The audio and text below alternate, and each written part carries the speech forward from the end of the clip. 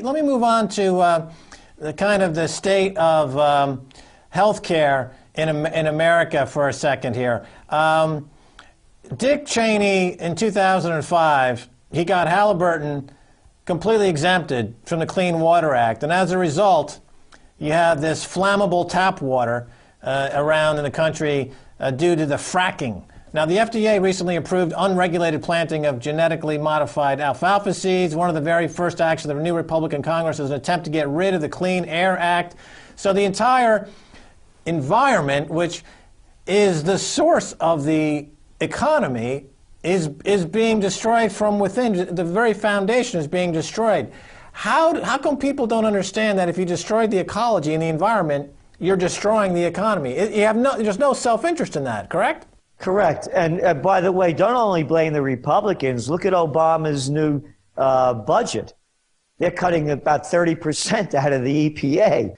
And look at the people in this country. They're, junk food fattened and prescription drug addicted.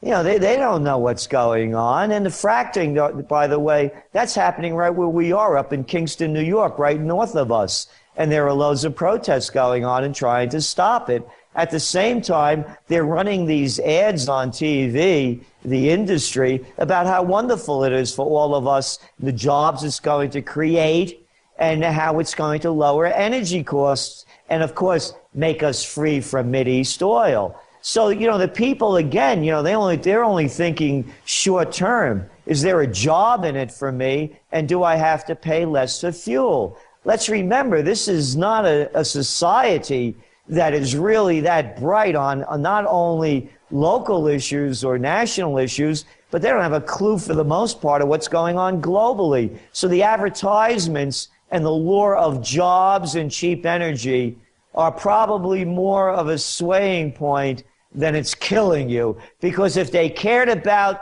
their own health, then they would care about the environment. So if they don't care about themselves, what are they going to care about the environment? Right. So it's an attack on the individual's ability to even ascertain what their self-interest is. And once you've destroyed that, you can destroy everything else. So you talk about energy. So let's go back to the Mideast for a second. All these revolutions happening in the region, all this democracy breaking out.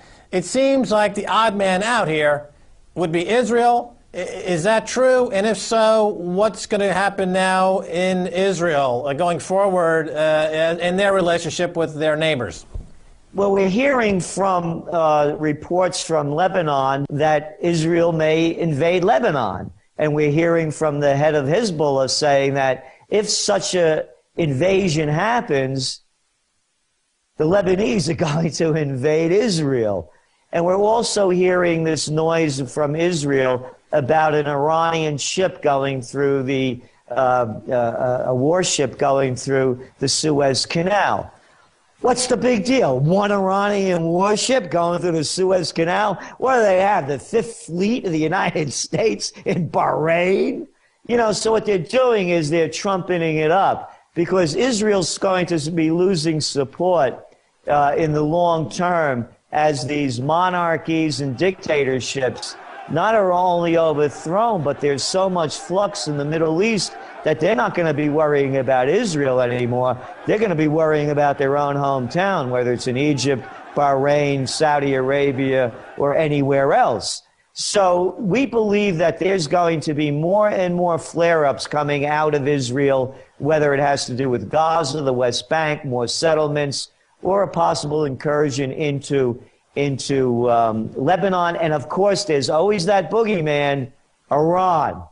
You got to stop Iran. That's going to be the whole thing. Matter of fact, if you want to know about hypocrisy, I think it's spelled Hillary Clinton.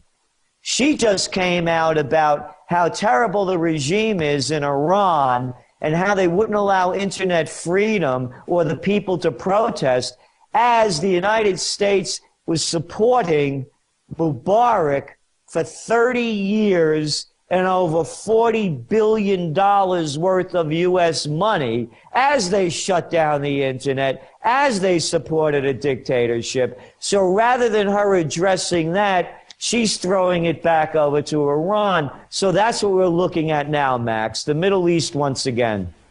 Right. Well, okay. So in the region, you've got the three players, if you will. You've got Saudi Arabia and Iran, and you've got Israel. The triangle, the Bermuda Triangle of foreign policy facoctinous, if you will, to coin a term. So going forward, Gerald Celente, Trends Institute, master prognosticator, seer of all things, who's going to be the loser out of those three? Saudi Arabia, Iran, Israel. Who's got the weakest hand at the global geopolitical poker table? I would say in the long run, it's going to be Israel. They're surrounded, and and again, I'm not saying this. People are going to call me an anti-Semite because they don't like what I'm saying. But in the long term, they're the odd man out, because there's going to be a point when the interests aren't going to be in the Middle East, in the sense that we can see an alternative energy coming within a decade that is going to start having less and less importance on oil, whether it's coming from these low-energy nuclear reactions or other kinds of alternative energies.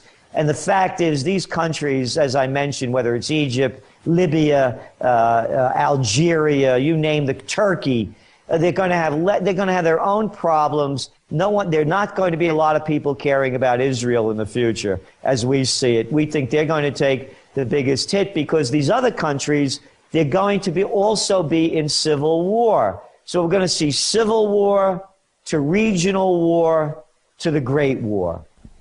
Right, so maybe it's time to short the shekel. So, Gerald Celente, we've got about a minute left, and I just want to remind people, they see you on TV, they see you all over the news. Maybe they don't know that Gerald Celente, who is he? He's the man behind the Trends Journal, which comes out, I think, on a quarterly basis, and it really has become now in the last couple of years. It's been around for 20 years. What do you think, you mentioned the alternative energy space, is that kind of the big theme going forward, Gerald? Yes, it really is. That's the game changer, by the way, Max, in a lot of things. The economy as well. Go back to the 1990s. What got the U.S. out of the recession and a lot of the world? It was the Internet revolution. Our whole lives are different because it was a productive capacity. Products were made. They were invented, designed, manufactured, serviced. And we believe we're on the brink of an alternative energy breakthrough. But here are the holdups, by the way. One is in the United States. They're holding up patents that they don't want to get out because they're saying they don't meet scientific criteria. And the other is that there are companies that are buying out these scientists before they can bring the product to market. But if that happens, imagine you having your own energy-producing unit the size of a hot water heater. You're off the grid. These things are being manufactured. The whole global game changes. Something like that could be a game changer. All right, well, that's all the time we have for today, Gerald Celente. And this is a special 20-year anniversary issue. And to be competitive with the Sports Illustrated, there's actually a photo of Gerald wearing a bathing suit. So you don't want to miss this edition of Trends Journal. Gerald, thanks so much again for being on the edge. Hey, thanks, Max. All right, and that's going to do it for this edition of On the Edge. I want to thank my guest, Gerald Celente. You can catch all of his work at trendsjournal.com. If you want to send me an email, please do so at ontheedge on presstv.com. Until next time, this is Max Keiser saying bye, y'all.